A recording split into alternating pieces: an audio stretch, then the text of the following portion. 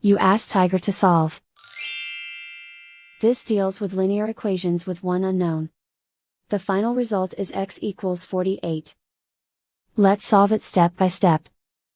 Group all constants on the right side of the equation. Add 12 to both sides.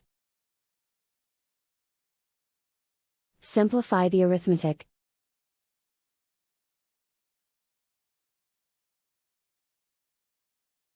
Isolate the x. Multiply both sides by inverse fraction 3/1.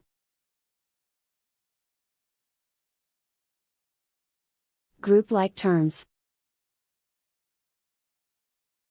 Multiply the coefficients. Simplify the fraction. Simplify the arithmetic. And so the final result is x equals 48.